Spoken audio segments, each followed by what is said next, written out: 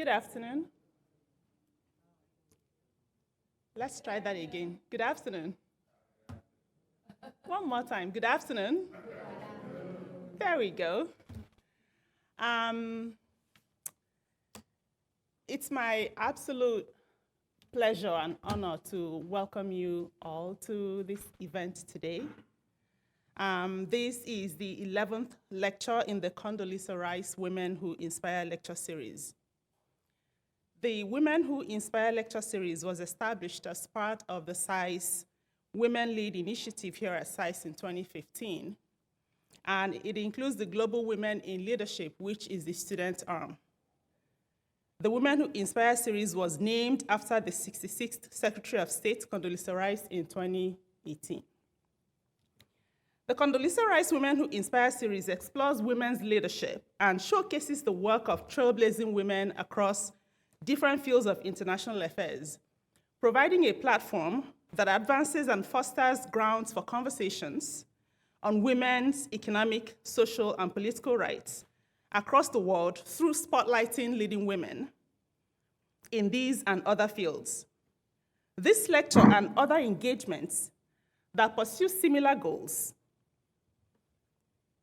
has become even more crucial in the face of increasing backlash against the domestic and international and transnational movements for women's rights, gender equality, and other pushbacks against all forms of structural violence perpetrated by the state against some of its populations, especially groups that occupy the margins of the state, like women and other minorities. This event is notable for two main reasons. One, because of the issues at stake here that frames the lecture and discussions today.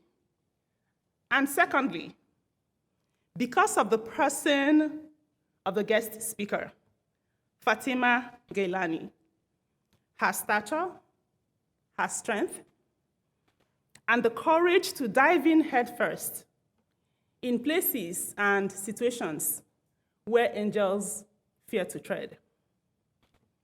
Mirroring the millions of women and girls in Afghanistan that stand up daily to forces, structures, and institutions that marginalize and oppress. Their courage, bravery, resistance, and resilience in the face of education bans, violence, and threats of harm holds up a light that reflects the best in humanity and indicts the worst in all of us, but draws to light especially the complicity across international systems of power. Fatima Gailani has been in the forefront of this struggle for decades and started her career seeking peace and prosperity for Afghanistan at the age of 26. She graduated from Kabul's Center d'Enseignement Français on Afghanistan. Fatima earned a master's degree in Persian literature from the National University in Iran and a degree in Islamic studies from the Muslim College in London. She became the spokesperson for the National Islamic Front of Afghanistan, resisting the former Soviet Union's invasion of Afghanistan. Gailani was instrumental in convincing the Grand Imam of Al-Azhar to issue a fatwa condemning the Taliban's ban on girls' education. In 2001, she returned to Afghanistan as a delegate in the 2002 Loya Jirga and participated in drafting a new constitution. From 2005 to 2016, she was the president of the Afghan Red Crescent Society. In 2017, she served as the chair of the Red Cross Conference. She also represented the Red Cross and the Federation of Red Crescent Society in the same year in the humanitarian aid sector for the Gulf region in Dubai. During the Afghan peace process after 2018, she served as a member of the Afghan government's negotiating team, While recovering from cancer, she was one of only 4 women to have participated in talks with the Taliban in Doha, Qatar, in 2020 to 2021. Gailani is also the author of the books Muhammad Musa Shafiq and Mosques of London. Following Fatima's lecture, our own Dr. Shirin Tahir-Kheli and Ms. Maureen White will moderate the discussion. Dr. Shirin Tahir-Kheli is a senior fellow and founding director of the South Asia program at the Foreign Policy Institute here at SAIS. From 2003 to 2005, she served as special assistant to the president and senior director for democracy, human rights, and international operations at the National Security Council. From 2004 to 2006, she served as the key US official in formulation of US policy towards United Nations reform and was appointed by Secretary Condoleezza Rice as her senior advisor for women's empowerment in 2006. In 2011, Tahir-Kheli was named by Newsweek as one of the 150 women who inspire, who shake the world. Who also inspire, right? Maureen White is a senior fellow and program director of the Conflict and Humanitarian Crisis Initiative here at SAIS's Foreign Policy Institute and is an expert on the refugee crisis in the Middle East. White was appointed as senior advisor on humanitarian issues to the Ambassador Richard C. Holbrooke in the State Department's Office of the Special Representative to Afghanistan and Pakistan. In the Clinton administration, she represented the US government at the United Nations Children's Fund from 1997 to 2001. She was National Finance Co-Chair of the Hillary Clinton for President campaign in 2008 and National Finance Chair of the Democratic National Committee from 2001 to 2006. White serves on the boards of organizations involved in international humanitarian issues, too numerous to list here. Back to our speaker. Please join me in welcoming to the podium Fatima Gailani for her lecture. I would like to thank Johns Hopkins University and SAIS and my dear friend Shirin, who is almost like a sister to me and I know for many, many years. And to see my friends, Ambassador Jawad and his lovely wife, and Robin Rafel, and Mateen Beg, and all of you, and also those that we forget that there are many, many more joining us today online, and I welcome them all. It is not easy that my husband and I, Dr. Anwar al-Haq Hadi, that we are together today is again one of those occasions that we are in the same hall together. I'm flattered the way I was introduced. What I'm doing is really, I feel it as my duty. And it was something which just happened. I wanted to be in academia, I wanted to teach, I wanted to be just another Afghan woman who doors had opened and they could thrive in the 70s. And I remember the day that I was accepted in the Cambridge University to do my PhD, and at that time it was the most important thing for me to become Dr. Fatima Gailani, really. And with great excitement, I came at home and I told my father, who happened to be on a visit in London, that I have actually accepted to go and start my PhD in Cambridge. Say that, well, actually, I have another plan for you, and much more important. What could have been more important than my PhD, for God's sake? He said that the jihad had started and it has become a very male-dominating environment. And we need a woman to open that door. And this is the sentence that he used, that I need to put your foot to keep that door ajar. I can't do it with other people's daughters. It has to be my own daughter. I did it reluctantly because it was an order of a father, an adoring, accommodating, encouraging father, not just a normal father. But today, this was the best thing that had happened in my life. Definitely the best thing. And I'm grateful for it. Why am I here today? Why you're all interested to hear a struggle of 44 years? She's right, I was only 26 when I started. In 2 months' time, I will be 69. It's a long time. It's a long nightmare. But in this nightmare, not even once that I felt that I'm losing my faith or I'm going to surrender. The moments would come that I would say that I'm too tired, I want to just give up. But when I woke up from that few minutes, then I'd say, no, I have to carry on. We all have to carry on. We don't have the luxury of accepting the situation. It has to be fixed one day. We have to reach the peace, a proper national reconciliation. Today, it's another juncture of Afghanistan's sad history. What happened? The whole world came to help us. Trillions of dollars. Every important country in the world was backing a government. What happened? How could it crumble like that? Was this a military defeat? I don't think so. It was a well-trained army, numbered much more than Taliban. But what happened? It was, a political crumble.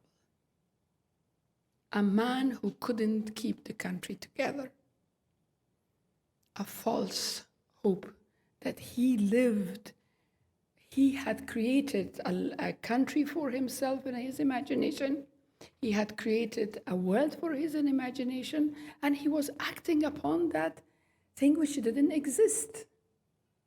That's how army didn't fight. But should we accept it? Absolutely not. We belong to that country.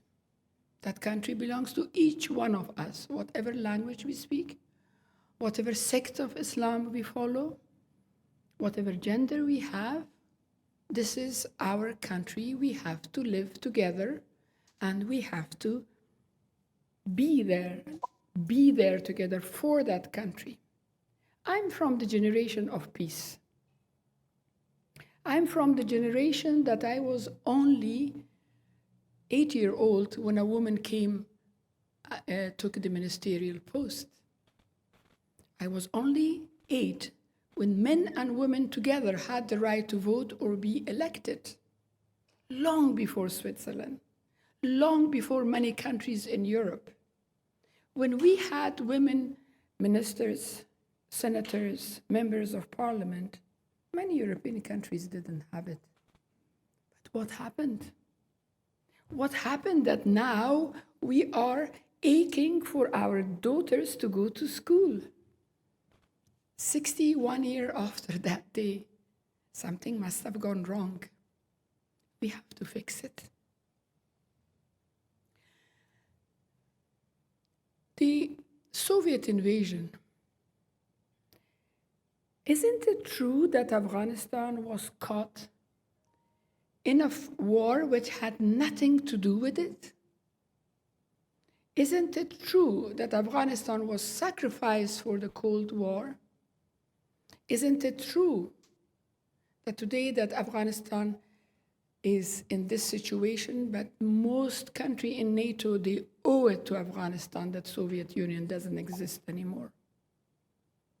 You owe it to the people of Afghanistan. You cannot ignore the people of Afghanistan, and you should not. Missed opportunities. I think if there was a championship of missed opportunities, Afghanistan would have won again, because we usually win in bad things. The missed opportunity, in my opinion, the first missed opportunity was that when the Soviet soldiers left Afghanistan and we didn't have a political settlement and a political agreement before the changes. Unfortunately, our friends, our neighbor Pakistan, everyone was so much pro a military success. That was the first opportunity we lost. I was a spokesperson against communism. I was not a communist, but it was important to talk at that time. It was important to rescue the cities. The villages were gone, but the cities had to be rescued. We missed that opportunity. I tried very hard. Maybe later in answers and questions, we'll come back to that. The second opportunity, which we missed badly, was in Bonn Conference. In Bonn Conference, it was as if everything is solved. Taliban are gone and vanished. Taliban are human beings belonging to tribes. How could they vanish? But no, we decided that they have gone and vanished. Then we made peace with whom? When people whom we were in fight with were not there to have a peace agreement with them, we had peace with whom? I remember very well that Ambassador Brahimi in his eloquent talk said that we had to sacrifice justice for peace. A peace which is based on sacrificing justice, and we expect it to succeed? Is it possible? Well, we saw it was not possible. Then, after the Constitution, I'm honored to be part of that Constitution. I traveled village to village. I was responsible for 6 provinces, including Kabul, 6 provinces. And I went to most districts. We spoke with teachers, we spoke with students, we spoke with elders, chieftains, and everyone told us that don't expect too much. What would they know? Illiterate, ignorant people just come out of a civil war, just out of the Taliban's first 5 government. What would they know about the Constitution? They knew exactly what a Constitution is, how a contract between people and a government should be. What are the responsibilities of citizens, and what should the government should do? The illiterate one and the ones that they had some education. I remember very well in Logar, a young man told us that be very careful that we should have a parliamentary system, because the parliamentary system is good for a country with different languages and with different ethnicity and all that. And I took the message that everyone was for the system that we had earlier. Well, that opportunity is past. The Constitution happened. Again, we didn't reach to bring a peace, and we didn't try to bring the Taliban also and reconcile with them. And they were ready. Not only we didn't do it, we insulted them and sent them back. I, as the president of the Afghan Red Crescent Society for 12 years, I saw the grievance of both sides. I saw the victim of a suicide bomber in Kabul, but I also saw the people, children, women who were sacrificed because to find 1 or 2 Talib, how an entire village would have been bombed. I saw those people also. But because it was impossible for the official, formal media to be there, or even other social media, no one saw it.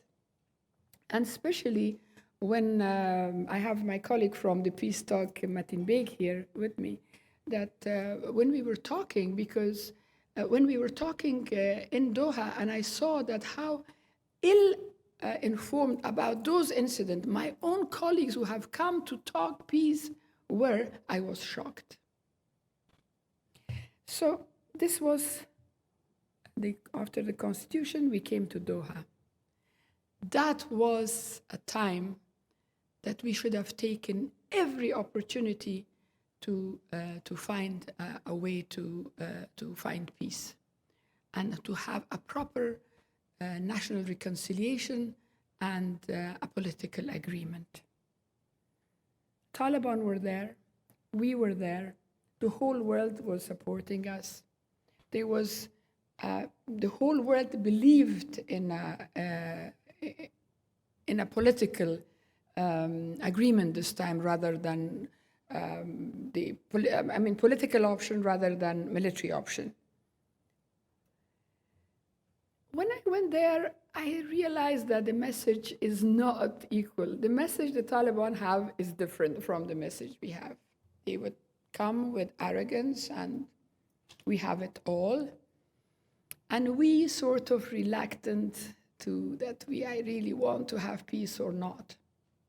I realized something was wrong. The first thing which was shocking for me to have in the history of human being, in the history of political agreement, let alone a peace agreement after 44 years, that we have a talk without a mediator? Have you ever heard such a thing in your life? And then I saw that we were so proud of it, that actually we have decided to have a talk without a mediator. Mateen will remember that the sentence I used, I said, okay, we are going to play football with Taliban without a referee then. Then who knows that who says no? And my argument was that we are so in the right side and our argument is so heavy and tangible that it was good to have a mediator to hear the both sides.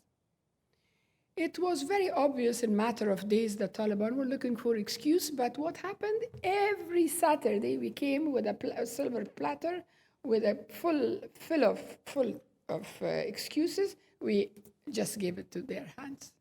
We were handing the excuse. We were the one who had decided not to have a mediator. We were the one that we wasted such a long time in procedures and nonsense that happened 3 months. So that was the one. That's gone and finished. What is now? I go to Kabul. I can go and talk with people in Afghanistan. We have to be extremely careful that those of one that we are outside Afghanistan, if we want a prosperous Afghanistan and a peaceful Afghanistan, it's mostly for those people who are the majority, who are inside Afghanistan. Then we should start by ourselves that we should listen to them when we pass the message. We should listen to them and pass the message. And you, all of you, every single country that today is involved in Afghanistan, we have to listen to those people who are inside Afghanistan. If it is the situation of women, women's education, women's work, women's political participation and all that, let's not make it into a sensation and sensation of the platform of talks and crying and tears and shouting. Let's think about how to fix this problem. It is disastrous. It is unheard of that in 21st century, we are still talking a woman should go to school or should not go to school. This has to.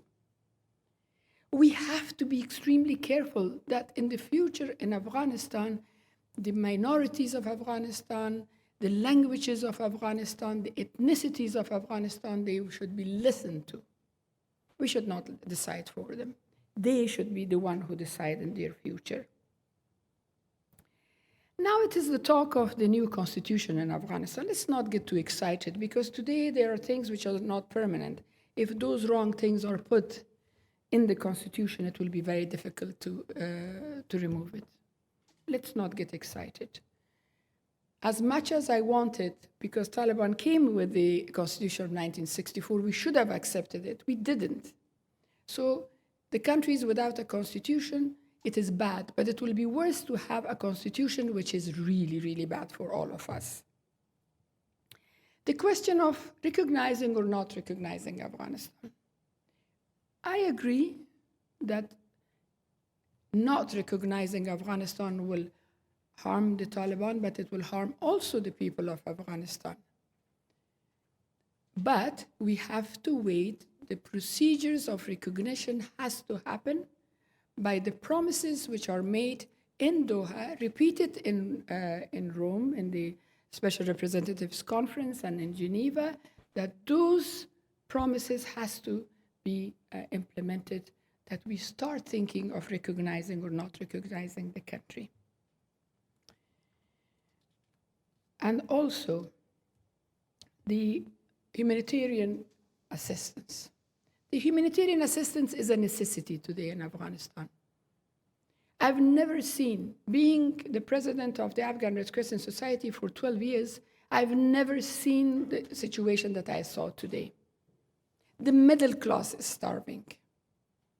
When the middle class starves, every taxi driver, tailor, shopkeeper, they all will be affected by it.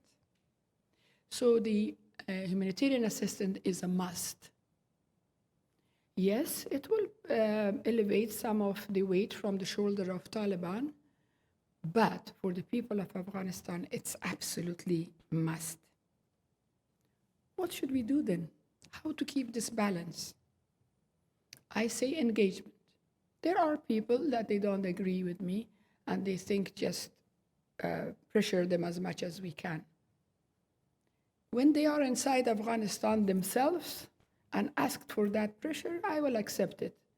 But when you are outside Afghanistan and you still talk about more pressure, then we have to be a little bit careful that what those ones, the millions and millions, the majority of Afghans who are inside the country, they need us to keep that balance. And engagement is the answer to it. We should stay engaged. As angry as we are, as not agreeing in many things as we think, but engagement is the way to go forward. We have to keep the balance between the engagement and not recognizing in order to safeguard what is inside Afghanistan and keep what we have achieved. I agree that corruption and all these things did happen in Afghanistan, but never in the history of Afghanistan that changes that we had in the last 20 years we had. The well-educated young people, men and women, the quality of their education has never been in Afghanistan before. I mean, you could see our former ambassador, Adel Raz, who was the product of when I met her, she was a teenager just out of school. And today she is the well-accomplished, as well-educated in the best universities of the world, and as capable as any capable woman in the world. And we have many like her. We should not ruin that. People ask me if Taliban have changed. I don't have time to think Taliban have changed or not. Afghanistan has changed. This Afghanistan of today is not the one that Taliban took over in their first era. It is a different Afghanistan, and they need to understand that the mistake which was done in Bonn, that one element Taliban were missing, look, we are paying it today.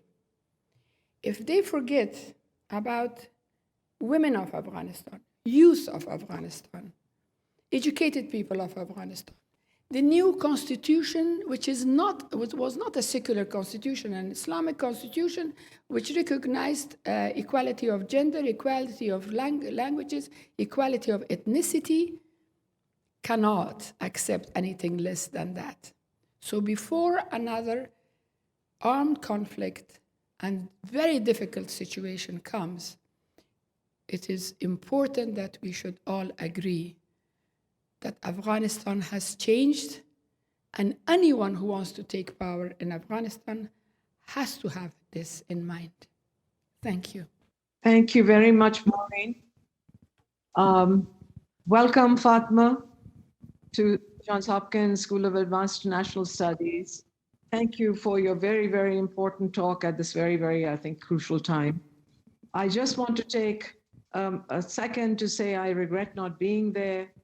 At the same time, I want to thank the extraordinary SAIS team, Dean Nawankar, the Dean's office, the IT team, the security people, the events team, and of course, our own Foreign Policy Institute, my colleague Maureen, for being there, Ginny, Jacob, Chris, and others. So this is a time when somebody like you, who I truly believe is, you know, a woman who inspires, the daughter of Afghanistan. And I need to add there that I think you have done your parents, whom I had the honor and privilege of knowing, proud. I think the words that you sort of articulated today, Fatma, sort of not only point to the arc of challenges that Afghanistan has faced, but you have gone through, as you have dealt from such a young age, all that has happened. I remember our first meeting. I was director for South Asia at the National Security Council, and you were spokesman for the resistance. And it hit me as you were talking that some of the things that you were articulating, you were laying down some of the markers that long ago. And sadly, points missed and opportunities missed. As you've looked at these challenges for Afghanistan over these decades, what has been for you, both at the policy level, but also at the personal level, the most difficult? I wonder if you'd share that with us. Thank you, Shirin. I'm sorry that you couldn't be here in person, but I'm glad that at least I can see your beautiful face from far. The most difficult thing that I faced, which made me very, very sad, was how quickly people forget. I mean, people forget that when Soviet Union invaded Afghanistan, 2 million people died. And it is not just forgotten about by the US or the Western countries, but it was very much forgotten by people in Afghanistan. And immediately the resistance, the Mujahideen were labeled with hundreds of thousands of people were labeled by bad doing of few people. So they were bad. So this black and white thing doesn't exist in the world. And then when the Soviet left Afghanistan, we were abandoned. We were totally abandoned, as if we didn't exist. I remember very well, it's a story that I share with you. My father, my late father, and late King Hussein were trying to convince the American government that it's a very wrong policy to bring non-Afghans to fight in Afghanistan.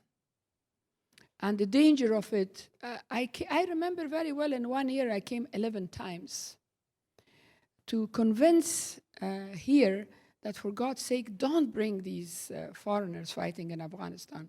Because one thing that we are not lacking is fighters. It is the equipment, the defensive equipments we are lacking, but please don't. So the last meeting I had in Washington, when I went back in Jordan, in Amman, we met with my father and late His Majesty King Hussein. I said, I'm not going to go again. I said, why? I said, because the US government has no policy, no preparation for the end of Soviet era in Afghanistan. They are not ready. They think that the Russians will never leave Afghanistan. And this is very dangerous. That's why so many foreign fighters were brought in Afghanistan, because they think the Russians will never leave. And this is very dangerous, and I'm sick and tired. I'm not going to go. This was the most difficult time because I felt a defeat, that they don't get it, that the Russians will leave Afghanistan. And it's very dangerous. And here you are. Who were those people? It was the Al-Qaeda and the people you suffered. We were suffering anyway. So please listen to the people of Afghanistan. We know our country. We know what shortcomings we have and what could we achieve. Until today, we are suffering, and the world is suffering because of those non-Afghan fighters who were brought in Afghanistan. I think this was the most difficult time that I accepted the defeat. Thank you. Shirin, would you like to have an additional question? I'm sure. Well, thank you, Maureen. I just wanted to ask a follow-on because I heard Fatma say in her talk as well. When you said, please listen to the people inside Afghanistan, how do you suggest at this juncture do we do that exactly? What would be the best mechanism to do that? In a sustained fashion, not just sending, two people from Washington or Geneva, wherever, to hold talks with some people, but what would be the mechanism you think we need to have in place? We have, you have the engagement with Taliban, and you have engagement with other politicians. You have engagement with all the ethnicities of Afghanistan and all that. Just listening is not enough, but studying it and think about it and have, because what I've seen that listening and forgetting is something which has happened very quickly for the past few months. And then every single person who is in Afghanistan, nowadays it is not difficult to get in touch with them. Virtually, you can get in touch with all the ethnicities of Afghanistan. You can consult with them. There are professors, there are intellectuals, there are elders, and there are lots of people that you can get in touch. When I went to Kabul, my last trip, in matter of one day, everyone knew that I was in Kabul because it was on social media, and they came and talked to us. I remember very well that I had a very good meeting with the Hazara community of Kabul, and they said if you stay 2-3 more days, I could bring people from all over Afghanistan from the same ethnic group, if not in person, virtually. Why not listening to them? It's much easier. Today, you don't need to travel. You can have them in a matter of minutes. Listen to them. Thank you. Thank you, Shirin, for those questions. And I have to say that your conversation earlier and your responses to Shirin open up a whole sort of Pandora's box of questions I'd like to ask. And I think I speak for anybody who's ever worked on Afghanistan, and which I did for a number of years in the State Department. You never stop caring about Afghanistan. If you've cared about it once, it never really goes away. And I think there are many, many people in the United States and in many other allied countries who sent troops there and advisors there for many years who still watch closely and care immensely about what happened. So I wanted to follow up on your question, on your point about listening to the Afghan people, and I have two parts of it.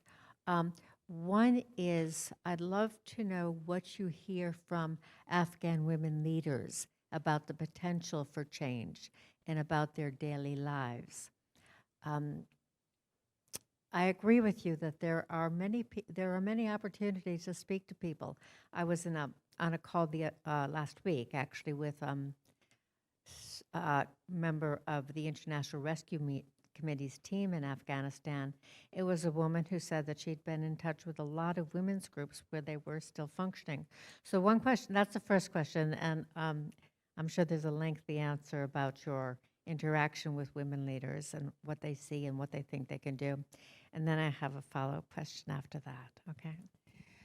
Well, when I first, my first trip after the changes in Kabul, I met only a few women in Kabul. And I asked them that in my next trip, I would like them to get in touch with women in other provinces, and if we could meet either virtually or in person. Luckily, they came in person. And for me, usually when we have women's gathering, we know each other because we were women who worked together, or the last 20 years or 22 years we worked together, we know each other. And I was very surprised that I hardly knew anyone in those groups. And I knew a woman who used to work for me in the Red Crescent, and the other one socially I know. But majority of these women I didn't know at all. And I couldn't resist it. And I say that, how come I don't know you? One of them, a doctor, a physician, said that, well, I will introduce, this is an engineer, this is a professor, teachers, majority of teachers, and I'm a professor of a faculty in Mazar, yes. And she said that this is the difference. We were not activists, we were professionals. Where are our activists? They left us and they all left the country. Then I saw this better sadness and a better disappointment to them. Then quickly I jumped in. I said, look, I am much older than you. I could easily be the mother of majority of you. So listen to me. I said we can complement each other. Let's not start with resentment and getting angry. We don't know their situation. We don't know that if they were really scared, and they said, look at us, we are here, nothing happened. I said, this is not a question of women could not be heard. We don't know. So let everyone to have their choices, but how that we complement each other? How could those women who are outside the country could amplify the voice of you who are inside Afghanistan? But this can happen only if we have a healthy and meaningful and friendly conversation with each other and complement each other. Because I remember very well once I was asked, when the last Soviet troop left Afghanistan, I was asked by BBC that what is your biggest fear? I said my biggest fear is that there will be another war between those who stayed in Afghanistan, those who left Afghanistan, those who went to the Western countries, and those who stayed in the refugee camps in Iran and Pakistan. Because each one of us thinks that I am the victim. I am the victim of staying for such a long time in the refugee camps. The other one says that, well, I lost my country. Look, I don't know where I belong. I'm in another country. I hardly know the language and all that. And the other one said that, no. I was inside the country. I was hitting on my head the bombs and everything. Whoever fought anyone else, I was the victim. So that was a really difficult thing. And it started, if not physically punching each other, but in the media, they were really criticizing each other. This should not happen this time. We cannot afford it. We have to complement each other. You know, that's very interesting the way you explain it, that a country that's been through so much war for so many years, and each person's experience is different, and each person has made choices for themselves and their family that they thought were best, the consequences of which that those who made different choices have, grievances against them. So moving beyond those to solve the problems of the moment is obviously much more important. But so my related to my first question is, you said we, outsiders, should listen to the people of Afghanistan and the women of Afghanistan. But then I have to ask you about the Taliban. Are they listening to the women of Afghanistan as they proceed with their attempts to run the country? And I ask that partially because I had heard that, I think it's the Deputy Minister of Foreign Affairs, or maybe that's not his exact post in the government, but Mohammad Abbas Sanaksai recently said that schools should be opened. So clearly there are different factions within the Taliban who have different views. So maybe you can enlighten us a bit about that. It is very wrong to say that all the Taliban are alike. I mean, like any other, like the Mujahideen, they were different from each other. Some were like me, some were much more conservative and hardliner. The same thing happens within the Taliban. What Abbas Stanakzai did, Deputy Foreign Minister, was very courageous, but he was not alone.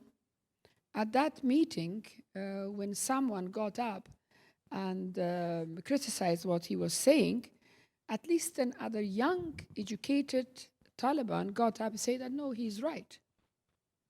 So he had more people supporting him, many more people supporting him. Quite frankly, I was worried that what will happen to him next day, and nothing happened. So what I'm saying that the new Afghanistan is not easy to suppress. It is not easy to ignore. As long as we are standing strong together, as long as we support each other and we don't start fighting each other. This is the most important thing. What I'm seeing is even in diaspora, they are more busy criticizing each other than putting something positive, that what should we do? All right, yes, the whole world, we all see what's wrong, what's right, but how to solve it for tomorrow? This is what is lacking. And inside Afghanistan, if you talk to women, if you talk to young men, if you talk to professors, if you talk to ethnic minorities, they are not going to settle down to accept any nonsense on them. But a conversation has to start. A national conversation has to start, that every single Afghan will see themselves part of Afghanistan. Otherwise, it will not work. And so is the government able to orchestrate a conversation like that amongst the disparate factions within the country? Well, this is the problem, that they should. They keep on talking about after 44 years, the whole country is in one hand. It is true. The country is after 44 years in one hand. Yesterday, we were talking about a friend who is traveling inside Afghanistan, a woman traveling inside Afghanistan and going from one town to another town in a car, happily and very at ease. It's good.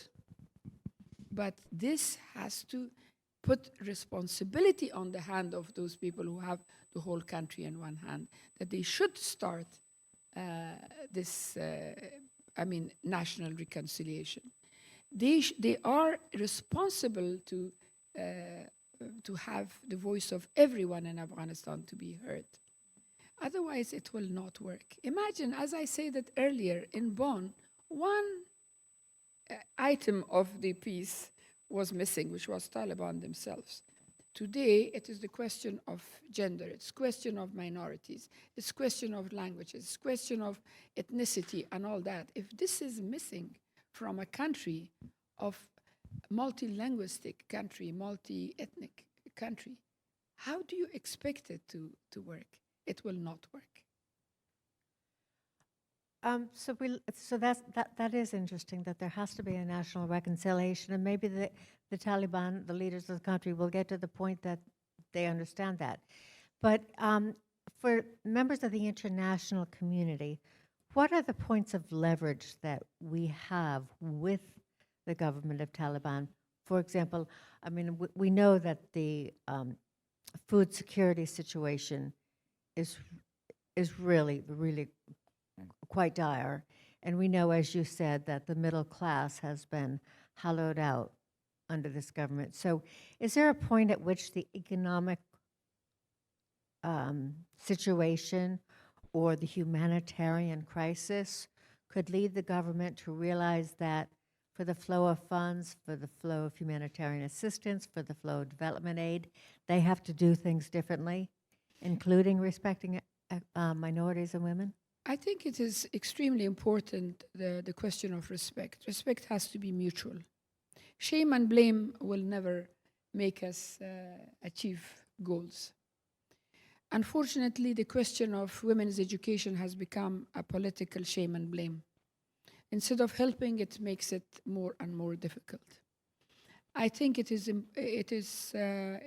we have to understand that any country, recognition of a country is very important for the leaders. And they should understand that to recognize Afghanistan has a procedure. And everyone is willing to recognize the new government in Afghanistan as long as they act like a government and fulfill those duty a government has. So this is number one, and I think that engagement.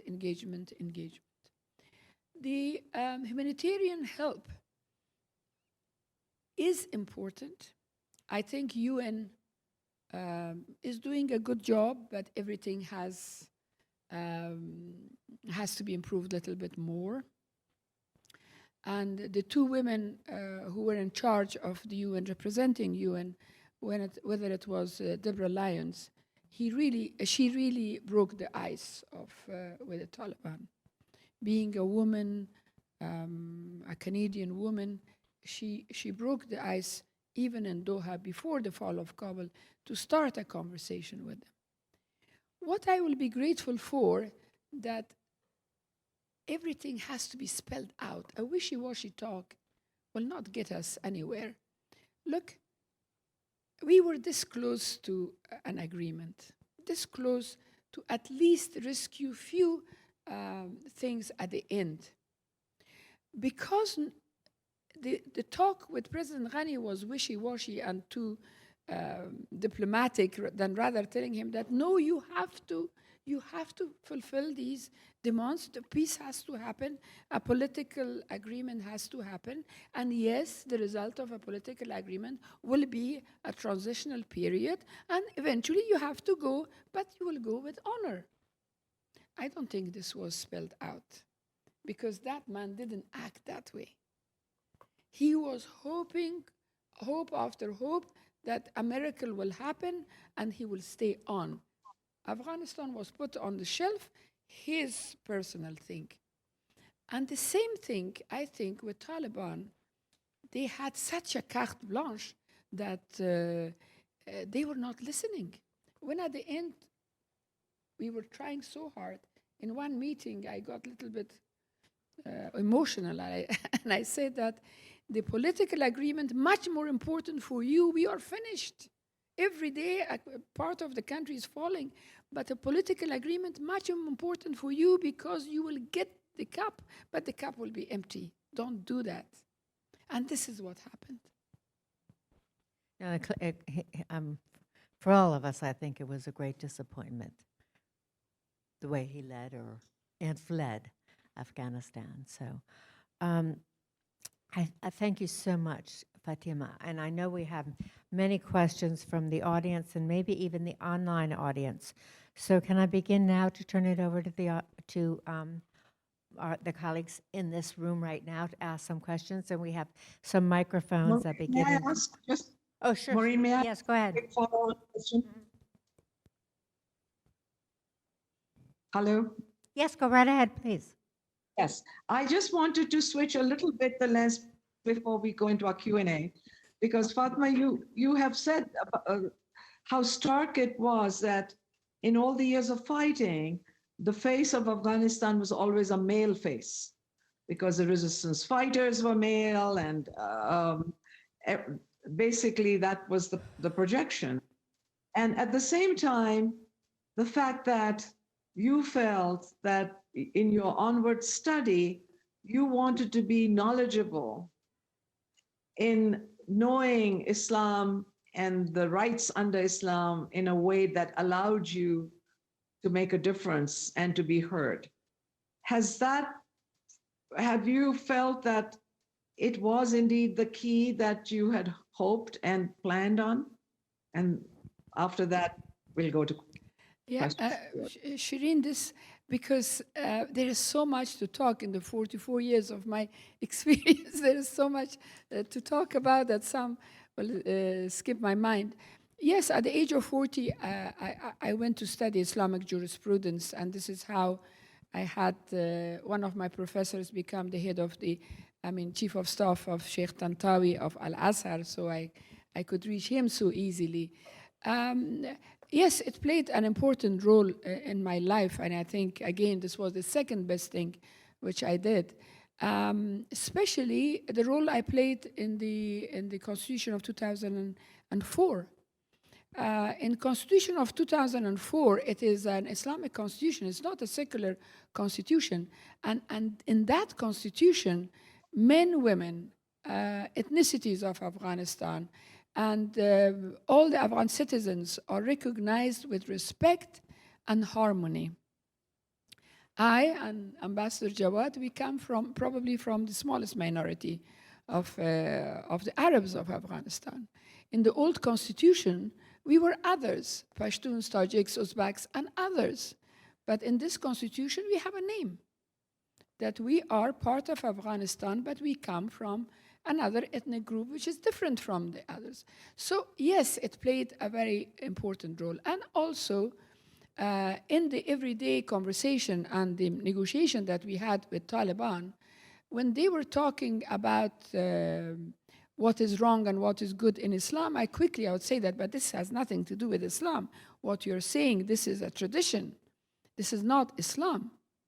If I was not versed in Islam, I wouldn't have known.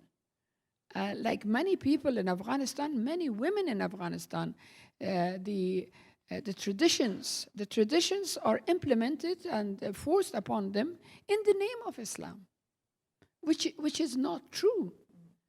But then it was not easy because my Arabic is quite bad. But I studied, and I came out with something which is still helping me in what I'm doing. Yes, it is important. And now that you come to this, I have a complaint to say here. Look, 1.5 years almost, we were in Doha. We were only 4 women, but the voice and face of women in the peace negotiation was the most important and highlighted part of our negotiation. Every day, at least 1, if not 3, Zoom meetings we had with women from all over the world. We had women negotiators, women mediators, women activists, women members of parliament from all European countries, Canada, Australia, and all over. Only 1 from Indonesia, and only 1 from Pakistan. The voice of Muslim women was lacking deafening. This was something which would have helped us a lot. And this is something which will help us today, that women in the Muslim world will get up and say, what is happening in Afghanistan is not Islam. And we have to differentiate between the traditions and Islam. Thank you, Shirin. You know, that's a very interesting point because as much as we in the West might want to help Afghan women, a much more powerful voice would be the voice of other Muslim women.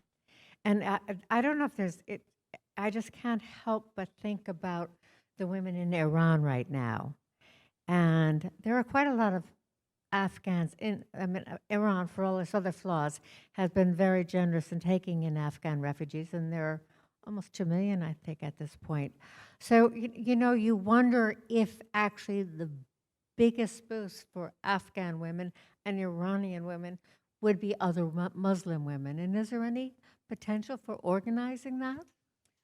Well, I mean, women in Afghanistan, they don't have the opportunity to organize this now. No. But I think this is the duty of women in most Muslim countries. Look, now it is few years that is a talk of Muslim women and Muslim jurists, that they will sit together and once and for all to say that what are the boundary and what what is the boundary to that you can't implement things on women just in the name of Islam? And it hasn't. It is 2 years that it was supposed to happen. Actually, more than 2 years, because when we were still in Doha, in the middle of negotiations, that it was supposed to happen, and we are still waiting for it. It's not happening. Why isn't it happening? See, this is my point. I mean, how many conferences we had in most countries, but a proper conversation of Muslim women from Afghanistan and from the other countries to have with Muslim scholars of both Shia and Sunni and say that this is it. And you can't just color everything in the name of Islam and just push it forward. No. That's very interesting. So now, I'm sorry for Shirin and I and Fatima had taken up so much of the time. So I would like to make sure that we get to some questions from the audience or online. And yes, thank you very much. I think you should just wait for the microphone.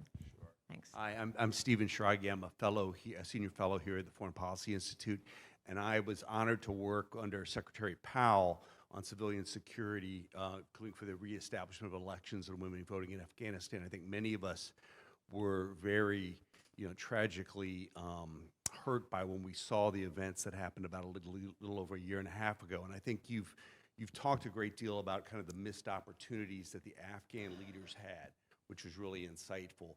But I think one of the things when I was there is you always heard, well, you're only going to be here for a short time. We have to engage these things because we can't trust that the U.S. will follow through on its commitments. When I was working in Afghanistan on the Pakistan border, what are kind of the lessons learned from the way we withdrew from Afghanistan? And in the wake of that, how do we rebuild trust as we engage? If we go with the course of engagement, that the U.S. will be there and be competent in managing this and staying forward, so we're not, again, the lesson I think is very raw right now, that they may not be able to trust the U.S. leadership in terms of how these things go forward. It is, you're right, it is very sad that we would feel that that we are going to be forgotten so quickly. And few years ago, I used to think that this is really the fault of the parliament. I mean, the difference between parliamentary system and presidential system. With presidential system, everyone disappears all of a sudden. And you don't have anyone to nail and say that, look, you did it. Because what went wrong in Afghanistan, had it happened in a company or in an organization, people would have been imprisoned, people would have been fined, people would have been, in jail, something. But with parliamentary system, the party is responsible. I mean, if one leader does something wrong, just for the name of the party, the rest, they try quickly to find a way and fix it. In the presidential system, all of a sudden they disappear. One becomes a banker, the other one becomes a professor, and you can't go all over the world to find them. It needs, when you are a superpower, you need a mechanism that people could follow what has started long time ago. This was the biggest problem that I had with the US, that all of a sudden everyone will go away and they just, so the promises would have been, forgotten. Things which was very good for Afghanistan started, and then there was no one to follow it up. These kind of things, it has to find a mechanism to just to continue, not just for our sake, for your own sake. How much money you've spent in that country, how much sacrifice you have done to that country. You want it all to go, just poof, go and disappear? No, you shouldn't. Afghanistan is there, whether it is a Talib, it's an Afghan, whether it is people of the former government, they are still Afghans, and the country belongs to both of them. And when you have a commitment, the commitment has to be for the people, not for a government. Thank you. Another question? Yes, thank you. Hello, my name is Hamad Ras. This is one of the events that I really enjoyed because it was facts, it was raw, it was original, authentic, so I loved it. Other thing that the main thing I wanted to ask you was, right now Afghanistan, everybody, all the Afghans are just spread out around the world. How do we get them united now? I wish I had known it. I would have won the a Nobel Peace Prize for it. We have to find the mechanism. I remember again, whenever I talk, I give a talk, I remember the missed opportunities, which is very difficult to forget. When we were, more than 2 million people in Pakistan and more than 1.5 million in Iran at that time, my father came with an idea that the environment of resistance has become too militarized. We have millions of refugees, and we have scholars within them. We have chieftains, tribal chieftains among them. We have well-known politicians among them, that they have to have a space of a say, and they could be elected in the refugee camps, and they should come and sit with the Mujahideen leaders. If they are 7, at least 2 from Iran, or 3 from Iran and 3 from Pakistan and Quetta and all that. We should have them, that they will have a power of decision maker. But that again was totally ignored and stopped by Pakistan and the US. This is the problem, that at that time it was so fashionable to have everything fixed in a military way rather than in the old Afghan way, that yes, the military people, the chieftains, the wise people, the politicians, all of them together. You remember how many of them were assassinated in the refugee camps? Because this was the idea that they came to my father and I say that, look, we have to have a voice. And they were working on this. But today, this is even more important. We have a concentration of refugees and Afghans in Iran. I don't know if they're called refugees or they are in Iran and Afghanistan, Pakistan, and also in Europe and North America. We have to have an elected body of them to have a say. That's really interesting. What are the estimates of the size of the Afghan diaspora? I mean, not just the refugees in Afghanistan and Iran, but all those who've moved to the UK, to the United States, to Canada. Do we have any sense of how large that community is? I don't know if Ambassador Jawad, do you have any idea how many are there? Yeah.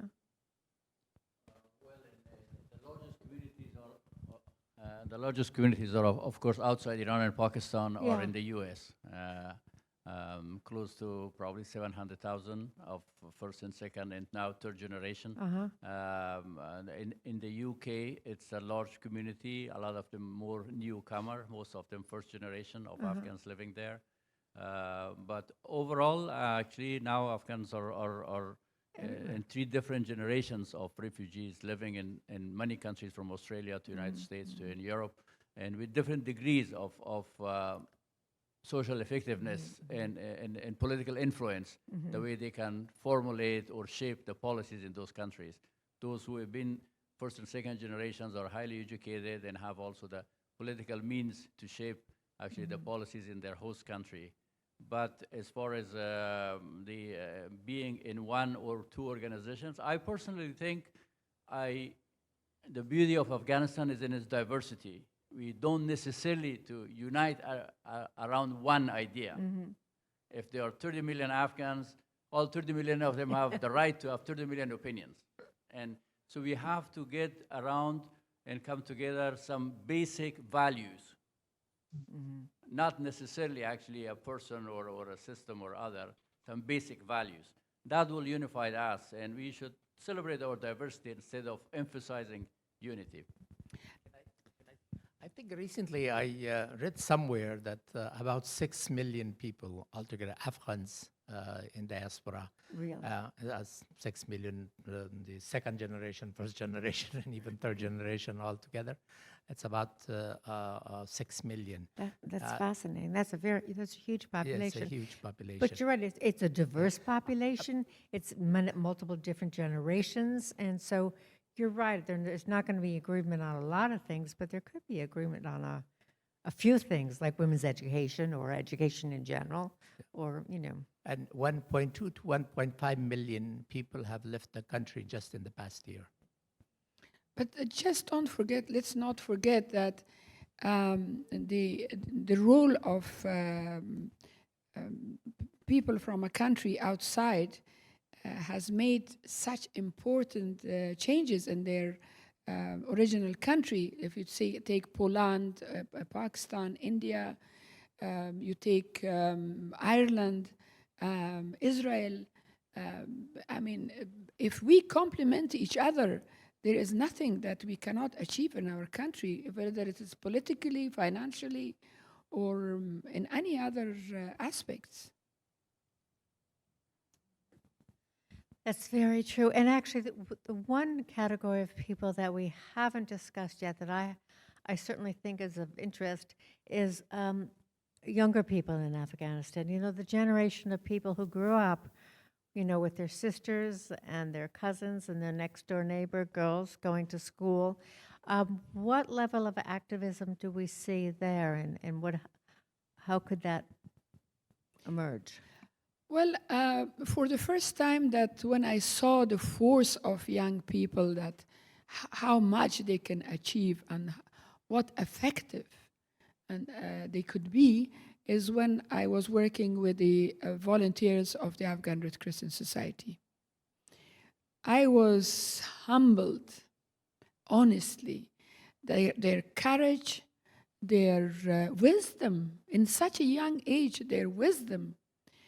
And I'm talking about men and women. I remember it was a huge crisis of drought in Balochistan and the Baloch area of Afghanistan. And young men and women volunteered from the volunteers of other provinces. And they went together. For me, it was I was a bit nervous that would they have the permission of their families and all that. So I say that those who don't want to go alone, of the girls, they can bring their brothers also. So they brought their brothers, but they were volunteers also. In matter of 2 months, they achieved a goal that for years it existed, for drinking water of areas like in the Baloch area. That for many, many years we had to bring water. I mean, the Red Crescent had to bring drinking water from else area for the whole of 3 months that they had no water there. They solved it there. They were in touch with Geneva, with the headquarters, and they found a method that how to reserve water, so at least the drinking water was reserved there. They have the courage, they have the wisdom, and in a very early age they were compelled to really work. When you come that how a young man accept another woman, with my experience in the Red Crescent and also in the schools, when they have a female teacher, when they see a woman as in a space or in a position which is acquires respect, then those boys, when they grow up and when they had a female teacher, they are much more accept women as a colleague, as a leader, as equal, really, than rather being educated in a way that was totally separation. I mean, in my experience, more than having a female classmate or a male classmate, was a teacher who had who had much more, influence on a child. Yeah. That's very interesting. I'd like to turn to our audience again for any comments or questions. Yep. Yes, thank you so Thank much. you, I'm Cinnamon. Cinnamon Dornsife, and I'm the director of the Foreign Policy Institute. And I would just like to say how delighted we are to have you here with us. This event has been planned for so many months, and so many people have been involved. And Shirin, you thanked everyone at the outset, but just let me repeat. You know, the Foreign Policy Institute team, the Dean's Office, our senior fellows, all of those that are with us today, our security team, our events team, all of our research assistants, everyone has been so involved in this, and it's delightful to have so many of your friends and colleagues and those that have respected you throughout your work and looked up to you. You know, the conversation today has been really very wide-ranging.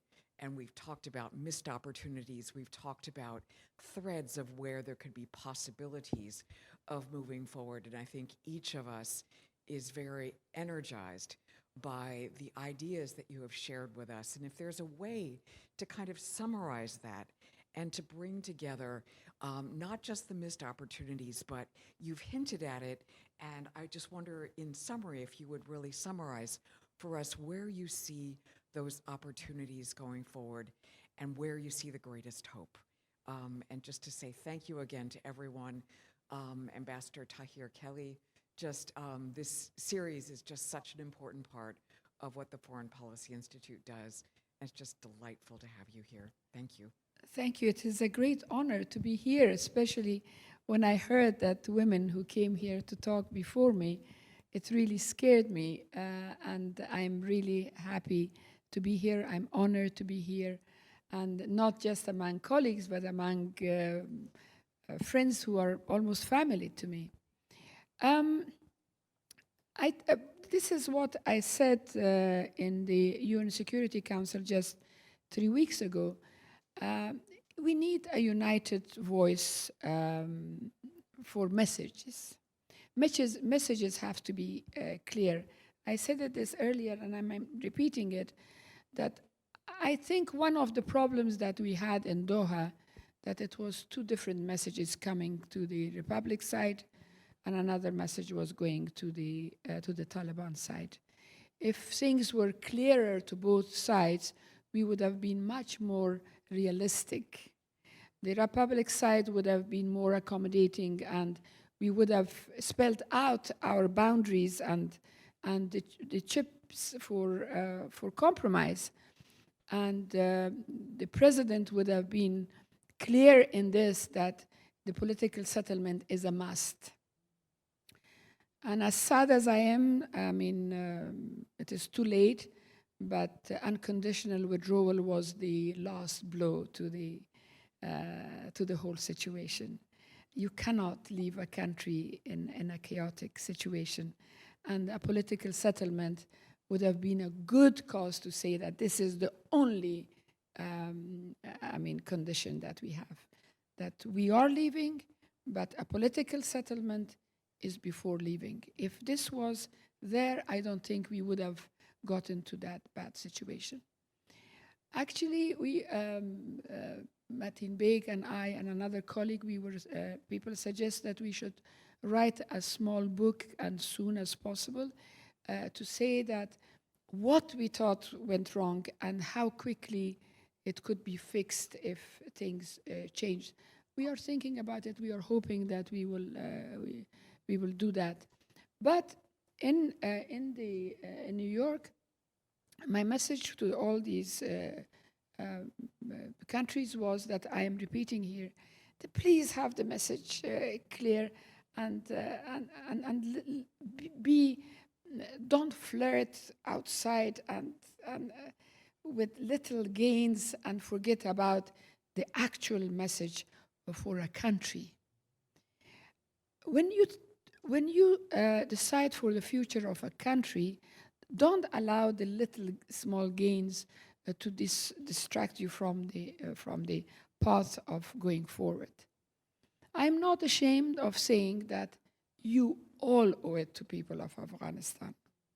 Afghanistan was sacrificed and dragged to pulled to a war, which was hardly our problem. Then again, in 11th of September, we were blamed for something which had nothing to do with us, for God's sake. And don't do that. We cannot be slapped. Whoever is fighting anyone, whether it is Shia-Sunni war in Afghanistan, whether it is a regional rivalry, and the last slap is on the face of Afghan people. We cannot afford this anymore. We cannot endure it anymore. 44 years is a lot. It's a long time, for God's sake. Don't do that. And think of people of Afghanistan, and then let's fix it once and for all. Thank you so much for sharing your thoughts and insights. I think we are very, very fortunate, everybody in this room and everybody you meet every time you are in New York or London or Washington or anything else. We are very fortunate to hear from your insights and your wisdom accumulated after many years of serving Afghanistan, serving the people of Afghanistan in any number of roles, from being a young spokeswoman to heading the Red Crescents to being part of the negotiating team and to the work that you continue to do now. I think if there's anything I can say that really brings it all together is that your continued hope in the face of all that you have been through and all that Afghanistan has been through, all the achievements and all the times that we have all been let down, or we have let down the Afghan people. It's wonderful that you can stand here and still persevere and have as much hope as you do, and it's an inspiration to all of us. So I thank you for being with us today and sharing your thoughts. Thank you very much. And we wish the best for you and for Afghanistan. Thank you. Thank you. We cannot afford desperation. It has to be hope. And Shirin, we are thankful to you for bringing us all together. And if you have any remarks you'd like to say before we close, we'd love to hear from you. I just want to thank Maureen for overseeing it, thank Cinnamon for her remarks and for being as supportive as she always is as the director of FPI. But most of all, to our wonderful speaker for indeed being a woman who inspires. Thank you. Thank you. Thank you. Thank you. Thank you.